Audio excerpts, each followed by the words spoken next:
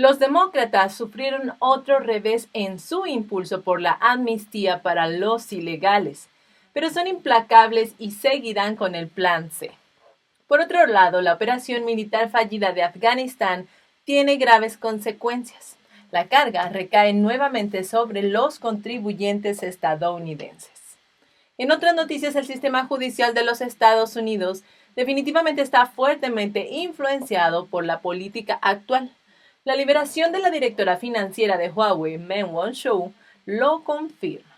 Y bueno, por último, Canadá está lista para implementar un sistema de reconocimiento facial para los titulares de pasaportes canadienses. Pero, ¿se darán cuenta los canadienses de los posibles riesgos de privacidad y seguridad?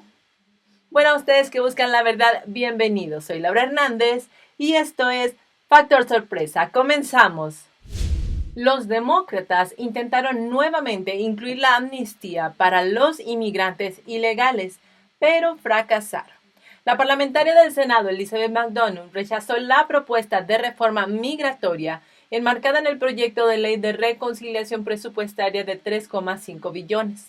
El primer esfuerzo de los demócratas fue tratar de que 8 millones de ilegales en el país fueran elegibles para la amnistía. Luego, intentaron cambiar la fecha en la que los migrantes serían elegibles para acceder a la ciudadanía. Ahora, los demócratas probarán con el Plan C. Por lo visto, no se han rendido, pero se negaron a revelar más detalles sobre su tercer impulso. McDonough, por su parte, no ha tenido reparos en eliminar las prioridades de cualquiera de las partes que consideraba fuera del alcance de la reconciliación. El proceso de reconciliación requiere disposiciones que deben tener un impacto en los gastos e ingresos del gobierno federal que sea más que meramente incidental. Y bueno, los demócratas, como el senador Dick Durbin, argumentan que su reforma migratoria, la amnistía para ilegales, tiene un costo asociado. Y es realmente cierto. La asociación es que los contribuyentes estadounidenses serán los que subsidiarán los gastos de vivienda y manutención de estos inmigrantes. Cualquier tipo de amnistía solo alentará a más ilegales a ir a los Estados Unidos. Eso es probablemente lo que quieren los demócratas, pero ciertamente nadie más. Entonces, con una mayoría escasa en ambas cámaras, el proceso presupuestario es una rara oportunidad para que los demócratas impulsen su agresiva agenda de inmigración sin absolutamente ningún apoyo republicano. ¿Cómo podrían pasar esto de otra manera? Antes de incluir más elementos en su lista de deseos, los demócratas deberían estar realmente preocupados en estos momentos si todos los senadores demócratas están o no en el paquete presupuestario de 3,5 billones. Ahora, pasando a temas de vacunas. La United Airlines tiene previsto despedir a casi 600 empleados que no cumplieron con el mandato de vacunas de la compañía. United fue la primera aerolínea estadounidense en exigir vacunas a sus 67,000 empleados estadounidenses. La aerolínea ha logrado una impresionante tasa de vacunación de más del 99%. Ahora, con menos del 1% de empleados no vacunados, la compañía dijo que está lista para comenzar el proceso de separación, mientras que los no vacunados aún podrían salvar sus trabajos al recibir las vacunas durante su procedimiento de despido. Si bien todas las principales aerolíneas del país han alentado a los empleados a vacunarse, United es una de las pocas que lo exige. Delta anunció previamente planes para imponer un recargo mensual de $200 en los costos de atención médica de la empresa para los empleados no vacunados a partir de noviembre. Alaska Airlines y America Airlines, junto con Delta, han dicho que a los empleados no vacunados no se les pagará tiempo por enfermedad si se infectan con el COVID-19 y faltan al trabajo. Y bueno, pasando a otras noticias, el día de ayer estuvimos hablando sobre las inconsistencias en los testimonios de varios generales de alto mando frente al Senado tras la fallida retirada de Afganistán. Pues bueno, hoy les queremos compartir algunas consecuencias que se siguen suscitando tras la retirada del ejército estadounidense. Después de los costos de la guerra de 20 años, el dinero de los contribuyentes irá en estos momentos para atender a decenas de miles de refugiados afganos. La administración Biden espera traer 95,000 afganos a Estados Unidos durante los próximos 12 meses.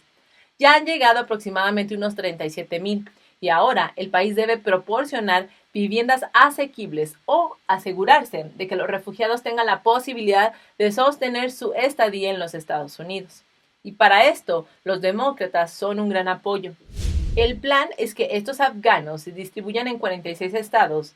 Sin embargo, en ciertas ciudades y regiones se enfrentarán a altos costos de vivienda. Un ejemplo de los apoyos es el de California. El gobernador Gavin Newsom está solicitando $17 millones de los contribuyentes para financiar el programa de asistencia en efectivo para que miles de afganos se establezcan en el estado. Por su parte, Massachusetts está adoptando un enfoque similar. Los demócratas del estado están pidiendo a los contribuyentes $12 millones para ayudar a los afganos.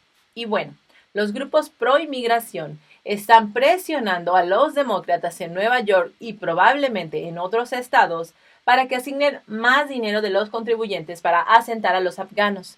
Una parte importante del dinero supuestamente se destinará para viviendas. Y bueno, a nivel federal, los demócratas de la Cámara de Representantes aprobaron un paquete de gastos de 6,4 mil millones para financiar la operación de reasentamiento masivo de Biden. La operación cubrirá los costos de vivienda y brindará asistencia en efectivo a los afganos una vez que lleguen a los Estados Unidos. Como siempre, los demócratas están muy interesados en brindar ayuda monetaria a los inmigrantes, legales o ilegales. Por supuesto, se meten en los bolsillos de los contribuyentes para hacer esto. Sin embargo, los subsidios del gran gobierno de los demócratas nunca puede proporcionar una vida lo suficientemente buena para estas personas. A la larga, los inmigrantes, para tener éxito en Estados Unidos, deben tener habilidades y ganarse la vida por sí mismos. Sin embargo, nunca hemos escuchado a los demócratas hablar de ayudarlos con la capacitación o a ser competitivos en la fuerza laboral. Los demócratas no son sinceros en su ayuda. Al acostumbrar a los inmigrantes, en este caso, a vivir solo de subsidios, ellos lucharán por siempre en la línea de pobreza o por debajo de ella. Este es el momento en que le das me gusta a la emisión de hoy y te suscribes al canal si es que aún no lo has hecho. Tu apoyo impulsa mucho a nuestro proyecto. También te recuerdo que compartiendo esta emisión o cualquiera de nuestro contenido con familia y amigos o en tus redes sociales también ayuda mucho a nuestro programa porque de alguna manera empuja el algoritmo de YouTube para que nos lleve a mucho más personas y así podamos seguir divulgando la verdad. Por tu tiempo y tu apoyo, muchísimas gracias. Continuamos. Y bueno, también sobre Afganistán, hay otra razón por la que el haber abandonado la base aérea de Bagram antes de la evacuación de Afganistán fue un fracaso estratégico. El representante de California, Ken Calvert, reveló recientemente que la inteligencia india dijo que el atacante suicida de ISIS-K, que mató a 13 miembros del servicio estadounidense cerca del aeropuerto de Kabul, era un prisionero liberado de Bagram después de que los talibanes tomaron el control de la base. Y es que si recordamos, los talibanes liberaron a 7,000 prisioneros alojados en la prisión de Bagram en agosto, incluido el atacante suicida. Entonces, siendo Calvert el principal republicano del Comité de la Cámara de Representantes, que es la que financia la inteligencia y el ejército de Estados Unidos, él dijo que tiene buenas razones para creer que la inteligencia india está en lo correcto. En contraste, el jefe del Comando Central, el general Kenneth McKenzie, testificó el miércoles que Estados Unidos todavía está esperando saber si el atacante era un exprisionero en Bagram, mientras que el secretario de Defensa, Lloyd Austin, permaneció básicamente en silencio. Esto vuelve a plantear algunas cuestiones serias sobre nuestra inteligencia durante toda la retirada de Afganistán. Desde no prever la caída de Kabul hasta el ataque erróneo contra drones contra ISIS-K, que en cambio apuntó a civiles inocentes. Y ahora, la inteligencia india nos dice que el atacante suicida que mató a 13 miembros del ejército estadounidense era un ex prisionero liberado de Bagram, mientras que el Comando Central todavía está esperando para saber más. Ahora hablemos sobre el sistema judicial de los Estados Unidos, que ha estado fuertemente influenciado por la política actual. El Deferred Persecution Agreement, DPA, que su traducción sería el Acuerdo de Enjuiciamiento Diferido, de la directora financiera de Huawei, Meng Wanzhou, llega y se muestra como una última prueba de intervención política. Como sabemos, Meng es la hija del fundador de Huawei. Su padre fue un ex oficial del EPL, el Ejército de Liberación Popular Chino. Hasta aquí, las cosas obviamente van tomando más sentido. Entonces, Huawei, el gigante chino de las telecomunicaciones, informó una facturación de 137 mil millones de dólares en el 2020 y tiene conexiones muy profundas con el Partido Comunista Chino. La compañía también sirvió al ejército chino. Meng, como miembro ejecutivo de Huawei, conoce demasiados secretos. Así que después de que fuera arrestada en Vancouver el 1 de diciembre del 2018 y tras una solicitud de extradición de los Estados Unidos, el PSC hizo todo lo posible por recuperarla y finalmente lo logró. Meng había sido acusada por fraude, ya que mintió al banco HSBC sobre los tratos comerciales de Huawei con Irán. Como resultado, el HSBC supuestamente violó las sanciones de Estados Unidos contra Irán. Pero bueno, volviendo al reciente acuerdo que obtuvo Meng, en este se le permitió declararse inocente, pero tuvo que aceptar ciertas condiciones del acuerdo. Honestamente, este es un descaro. ¿Cómo se le permite a alguien que ya había sido declarado culpable ahora declararse inocente? Pero bueno, entonces, si la Corte Federal tenía sólidas razones legales para posponer su procesamiento por un año, esto debió haber dado dichas razones en el fallo. Pero la realidad es que el acuerdo de aplazamiento no tenía la motivación necesaria. Después de que el tribunal canadiense retiró su procedimiento de extradición, Meng fue puesta en libertad de inmediato y devuelta a China. Hay dos posibilidades para un acuerdo de aplazamiento. La primera sería la incertidumbre de si se permitiría su extradición de Canadá.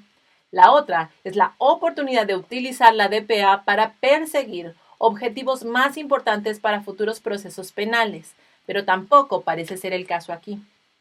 Los procedimientos de extradición canadiense de Meng estaban en las etapas finales y la próxima comparecencia ante el tribunal estaba programada para octubre.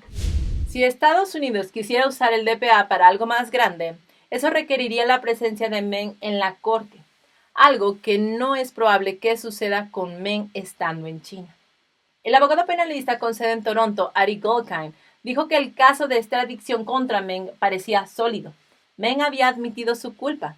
Entonces, si no hubiera pruebas suficientes para respaldar los cargos, Meng no habría estado detenido durante casi 3 años. Goldkind dijo que está convencido, a pesar de las negativas de los funcionarios estadounidenses y canadienses, que la decisión de ofrecer a Meng un DPA estuvo influenciada por la política. Sin embargo, la Casa Blanca insiste en que el trato de Meng con el Departamento de Justicia no está relacionado con la liberación de los dos Michaels. ¿Realmente esperan que creamos esto? La secretaria de prensa Jen Psaki afirmó el 27 de septiembre que Estados Unidos tiene un departamento de justicia independiente y que no pueden determinar cómo los chinos u otros administran sus negocios ahí. Entonces, si la liberación de los dos canadienses no era parte del acuerdo de la DPA, el PSC definitivamente no estaba siendo tímido con su diplomacia de rehenes. El PSC dejó ir a 2 supuestos espías extranjeros al mismo tiempo que liberaron a Meng. Uno había sido incluso condenado a 11 años de prisión. El mensaje no podría ser más claro. La Casa Blanca tiene que demostrarle al pueblo estadounidense y a todos que los dos incidentes no están conectados. Hablar es fácil. Además, Psaki dijo que el Departamento de Justicia es una agencia independiente. Entonces, ahora que expliquen por qué el Departamento de Justicia retiró los cargos contra 6 presuntos espías chinos en julio sin justificación. ¿Por qué no escuchamos lo que dijeron los funcionarios del PSC sobre el caso de Meng? Por su parte, Hu Xiying, miembro del Partido Comunista y también editor de jefe del Global Times, periódico dirigido por el Estado chino, como digno jefe de la maquinaria de propaganda del PSC, dijo que Meng fue devuelta a China gracias al poder del país. Lo que realmente quiso decir fue que gracias al poder del PSC, Meng pudo regresar. En otras noticias, escuchen lo que está pasando en Canadá. Pues resulta que el país del norte establecerá un sistema de reconocimiento facial en los próximos 2 años, que incluirá los rostros de 25 millones de titulares de pasaportes canadienses compilados en una base de datos. En un aviso titulado Solución de Reconocimiento Facial, el Departamento de Inmigración, Refugiados y Ciudadanía de Canadá afirma que el sistema de reconocimiento facial mejoraría la precisión de la autenticación de identidades. Sin embargo, no hay ninguna evidencia que parezca sugerir que el fraude de identidad haya sido un problema en el país. Un informe de evaluación de pasaportes del año pasado indica que del 2014 al 2018 se confirmó un promedio de tan solo 57 casos de fraude de identidad por año. Pero los canadienses no tienen voz en este movimiento. Según los informes, el aviso decía que se considera que los canadienses que solicitan pasaportes han aceptado automáticamente que sus fotografías se almacenen en una base de datos federal. Sin embargo, existe una gran controversia sobre los gobiernos que establecen una base de datos biométrica de sus ciudadanos, incluida la práctica del reconocimiento facial. En un informe del 2013 titulado Reconocimiento facial automatizado en los sectores público y privado, el comisionado de privacidad de Canadá reconoció el temor de que se pueda abusar de esta tecnología, tanto como para reprimir la disidencia política. El mejor ejemplo es el del Partido Comunista Chino. En un país comunista donde no hay preocupaciones por la privacidad, el PSC ha dominado el arte de espiar abierta y secretamente a sus ciudadanos. Es una tarea abrumadora para el régimen rastrear a 1.400 millones de personas, pero anhelando el control absoluto, el PSC lo hizo de todos modos a un costo enorme. Un informe del 2020 estimó que el PSC había instalado más de 600 millones de cámaras de reconocimiento facial en todo el país, aproximadamente una cámara por cada 2 ciudadanos chinos. En Xinjiang, el hogar de los uigures chinos, el PSC puede usar cámaras para marcar y rastrear el movimiento de los hombres con barba, un rasgo muy común entre los hombres uigures. En muchos lugares de trabajo, los chinos se registran con su cara para entrar a trabajar. Con una base de datos centralizada de reconocimiento facial, si ese es el caso, el PSC podría determinar rápidamente dónde trabaja la gente y su paradero, con millones de cámaras que todo lo ven en toda la sociedad. Sin una discusión abierta sobre la implicación total de medidas de cómo el reconocimiento facial y otros programas de recopilación de información biométrica, incluido el pasaporte de vacuna, los ciudadanos pueden estar cumpliendo con algo sin darse cuenta de las posibles consecuencias. Y con esta nota llegamos al fin de la emisión de hoy. Muchísimas gracias por acompañarnos hasta aquí. No olvides sumarte a nuestra sala de chat en Telegram y seguirnos por YouMaker, la plataforma libre de censura. Te dejaremos los links en la cajita de descripciones, a la par del link de donaciones. Por tu apoyo, por tu tiempo y tu atención, muchísimas gracias. Recuerda, sigamos en búsqueda de la verdad. Hasta la próxima.